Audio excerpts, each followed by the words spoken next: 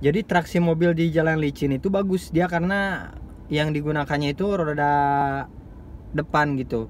Jadi nggak ada tenaga dari roda belakang. Kalau misalkan si mobil menggunakan roda belakang, terus dalam keadaan cuaca hujan, kalau misalkan ada slip, otomatis dia akan ngepot. Ya, jadi dia akan ngepot si mobil tuh.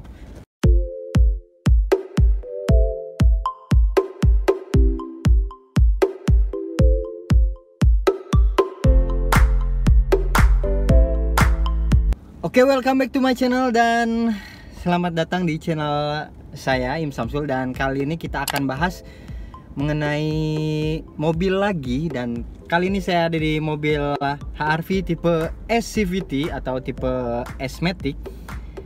Oke, mengenai mobil HR-V ini kan mobil Honda ya. Nah, kita akan bahas tentang mobil Honda. Kenapa mobil Honda menggunakan penggerak roda depan? Rata-rata untuk mobil Honda itu menggunakan penggerak roda depan atau FWD, front wheel drive. Kenapa enggak penggerak roda belakang gitu loh? Kita akan kasih tahu, kita akan informasikan pada teman-teman manfaat dari front wheel drive atau penggerak roda depan, dan beberapa kelebihan dan beberapa kekurangan. Oke, saya di sini akan netral ya. Ini juga dari informasi yang saya dapatkan mengenai perbedaan antara penggerak roda depan dan penggerak roda belakang, itu apa saja yang membedakan dan fungsinya itu apa aja. Oke, yang pertama itu penggerak roda depan itu biaya produksinya lebih sedikit, jadi lebih hemat. Makanya harganya tidak terlalu mahal gitu untuk penggerak roda depan. Jadi kalau misalkan Honda menggunakan penggerak roda belakang itu jauh lebih mahal pasti harga mobilnya gitu. Dan yang kedua itu berat mobil jadi lebih berkurang. Nah, kalau misalkan berat mobil lebih berkurang, otomatis lebih ringan, pasti larinya ke BBM.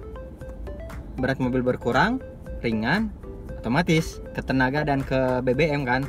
Hemat bahan bakar, jadi lebih irit kalau misalkan menggunakan penggerak roda depan. Kenapa? Karena jadi ada poros transmisi atau poros gigi yang tidak disalurkan ke belakang. Jadi dia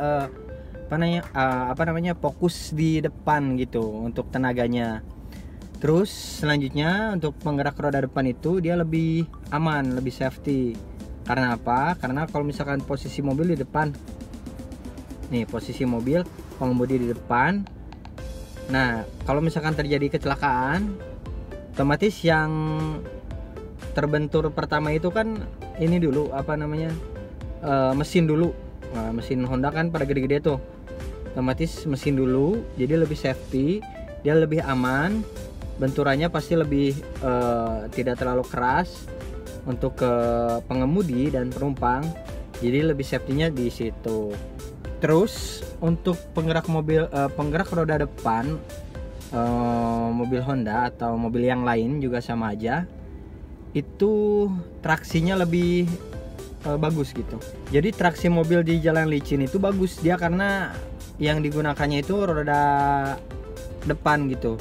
Jadi nggak ada tenaga dari roda belakang. Kalau misalkan si mobil menggunakan roda belakang, terus dalam keadaan cuaca hujan, kalau misalkan ada slip, otomatis dia akan ngepot.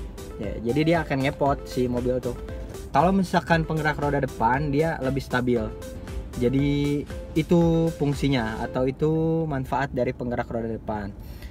Nah, untuk kekurangannya untuk penggerak roda depan, jadi kalau misalkan si bobot mobil ini penuh, banyak penumpang penuh ke belakang, itu pengemudi kurang stabil.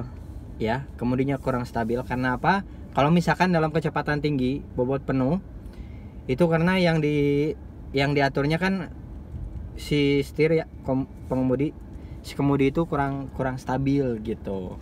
Itu dari beberapa survei yang saya baca. Nah, kemudian kekurangannya lagi, kalau misalkan dalam kecepatan tinggi kayak di jalan tol gitu atau di arena balap, nah si roda tuh kalau misalkan menggunakan penggerak roda depan, dia agak kurang cenderung stabil gitu. Stabilnya itu kurang, jadi dia lebih cenderung ke kiri ke kanan kalau misalkan kecepatan penuh tuh. Jadi bantingannya tuh agak agak kasar lah gitu. Makanya kenapa? Makanya kalau misalkan mobil-mobil balap itu dia tidak menggunakan penggerak roda depan, tapi dia menggunakan penggerak roda belakang. Jadi dia kecepatannya lebih stabil. Tapi kalau misalkan mobil balap itu kan, makanya kalau misalkan lagi hujan, dia lebih hati-hati.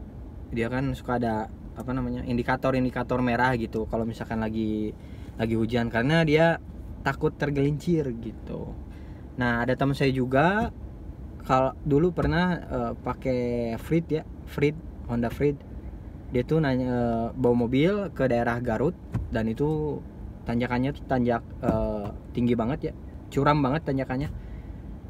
Itu kondisinya full semua penuh, dan itu nggak naik di tanjakan. Gilanya sama teman saya, jadi pas di tanjakan itu dia menggunakan transmisi yang mundur. Jadi dia pas nanjak itu nggak menggunakan gigi 1, gigi 2, nggak nanjak biasa normal, jadi dia mundur ke atas. Karena apa? Karena untuk transmisi R atau transmisi yang belakang atau untuk mundur itu dia nggak ada torsinya gede banget, jadi dia kuat. Itu karena gilanya gitu. Ya begitulah. Jadi itu ada beberapa kekurangan dan kelebihan dari mobil penggerak roda depan. Kalau misalkan penggerak roda depan, kalau misalkan nanti ada waktu saya akan bahas untuk yang penggerak roda belakangnya juga.